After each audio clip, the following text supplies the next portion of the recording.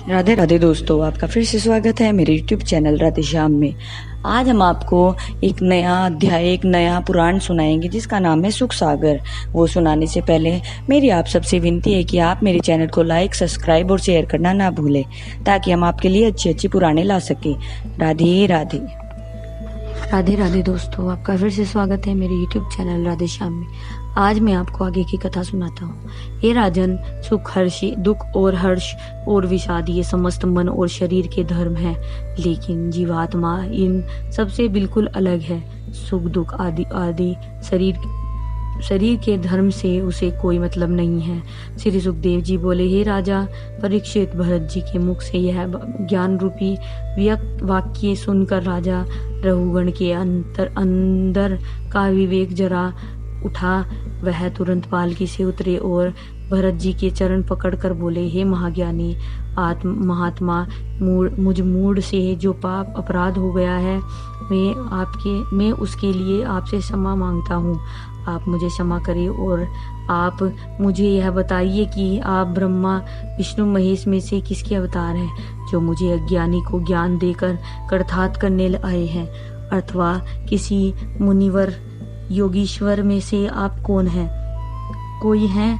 हे महात्मन, आप चाहे जो कुछ भी हो, लेकिन मुझ मूर्ख का अपराध अवश्य क्षमा करें। हे दया सागर में महादेव जी के त्रिशूल, देवराज इंद्र के वज्र और अन्य देवों व दैत्यों से तनिक भी भयभीत नहीं होता, लेकिन ऋषि मुनि और ब्राह्मणों के शाप से बहुत ही ज्यादा कांपता हूँ। हे दया सागर में तो मुनि कपिल जी के पास ज्ञान शिक्षा के लिए जा रहा था, लेकिन प्रभु की कृपा से मुझे पहले बीच में ही आपके दर्शन हो गए, इसलिए मुझे अज्ञानी को ज्ञान देकर कृतार्थ करने की कृपा करें। राजा रघुगण की बातें सुनकर भरत जी बोले, हे राजन, यह जीवन अपने कर्मों के अनुसार देवता, दैत्य, मनुष्य, पशु पक्षी और राजा अथवा रंग होकर 84 लाख योनियों तक भटकता रहता है, जब तक प्रभु का ध्यान उनकी कृपा से मुक्त नहीं हो जाता। जड़ भगत जी बोले, हे राजन, मैं राजा हूँ या स्वामी हूँ, इस तरह का व्यर्थ अभिमान प्राणी को भवसागर में डुबो देता है। जड़ भरत की बात सुनकर राजा रघुगण बोले, हे दया सागर, वैसे तो आपने मुझे बहुत अच्छा ज्ञान दिया है, लेकिन प्रत्यक्ष में संसार और संसार का रूप सत्य दिखाई देता है, तब आप प्रत्यक्ष को छोड़कर उसे असत्य क्यों कह रहे हो? आप ही बताइए कि समस्त संसार में दिखाई देने वाली कौन सी वस्तु नाशवान नहीं है? संसार की समस्त वस्तुएं नाशवान हैं। तब जड़ भरत जी बोले, हे राजन, जो नाशवान है वही असत्य है, इसलिए यह संसार असत्य है और केवल परमेश्वर ही सत्य है। इस तरह जीव को भी उसी प्रभु का प्रकाश समझना चाहिए। यह सत्य है, लेकिन प्राणी काम, क्रोध, मद, लोभ, मोह और अहंकार तथा मन और 10 इंद्रियों के वश में होकर संसार सागर में गोता लगाता रहता है। तब उनको अपने वश में करके प्रभु में अपना ध्यान लगा लेता है। तब वह भवसागर से पार होकर उसी प्रभु के स्वरूप में मिलकर अवागमन चक्र से मुक्त हो जाता है। इसलिए हे राजन, काम, क्रोध और 6 शत्रु और 10 इंद्रियों और 11वां मन, इन विकार पात्रों से दूर तुम्हें अलग रहकर प्रभु का ध्यान कर सदैव संसारिक मोह माया से दूर रहना चाहिए। इनको करने से आप अवश्य ही मुक्त हो जाएंगे। जड़ भरत जी के मुख से यह ज्ञान उपदेश सुनकर राजा रघुगण ने उन्हें बार बार हाथ जोड़कर प्रणाम किया।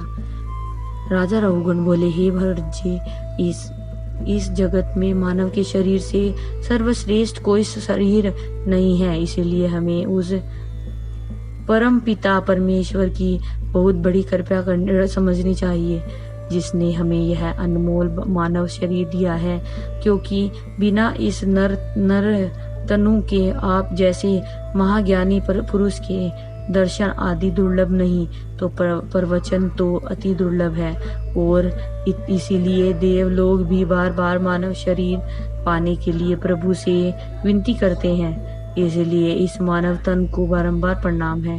राजा रघुगण के मुख से यह बात सुनकर भरत जी बोले, हे राजन, आपकी यह बात बिल्कुल सत्य है, लेकिन यह बात सदैव ध्यान रखना कि मानव शरीर को पाने के लिए कभी भूलकर भी अहंकार नहीं करना चाहिए, न संसारिक मोह माया के जाल में फंसना चाहिए, क्योंकि अहंकार और मोह माया करने पर मनुष्य नरक भोग कर 84 लाख योनियों में भटकता रहता है। ये राजन, रघुगण में भी पहले राजा था। एक हिरणी के शिशु से पर प्रेम करने के कारण मैंने हिरण का जन्म पाया था। फिर उसके पश्चात अब एक ब्राह्मण के घर जन्म लिया। इसलिए हे राजन, अपने में, मेरे में और इन काहारों में तथा वह समस्त प्राणी मात्रों में उस प्रभु का प्रकाश जानकर कभी भी अहंकार मत करना। सदैव प्रभु के ध्यान में मग्न रहकर संसारिक मोह माया से दूर रहना। ऐसा करने से तुम अवश्य ही भवसागर से पार हो जाओगे। श्री सुखदेव जी बोले, हे राजन, राजा रघुगण इतना ज्ञान सुनकर जड़ भरत जी के से बोले, हे भगवान, कृपया करके आप मेरा अपराध क्षमा करें, मैं आपका बारंबार प्रणाम करता हूँ। जड़ भरत जी बोले, हे राजन, यह तन और जगत एवं स्वप्न जैसा है।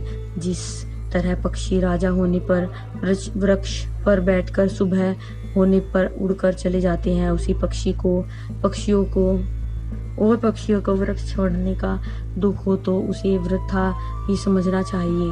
इसी तरह जीव जगत में उत्पन्न होकर अपने कर्मों के अनुसार तन पाकर फिर पूर्व जन्म धारण करते हैं, इसलिए उनका सोच करना ही भी व्यर्थ है। हे राजन, मैं अब आपको एक व्यापारी की कहानी सुनाता हूँ, ध्यान से सुनो। एक व्यापारी काफी सारा द्रव्य रुपया लेकर कारोबार करने के लिए विदेश को चला दिया, लेकिन उस व्यापारी ने रास्ते में द्रव्य की रक्षा करने के लिए अपने साथ किसी सेवक को नहीं लिया। रास्ते में उस व्यापारी के पीछे 6 चोर लग गए। चलते चलते वह व्यापारी रास्ता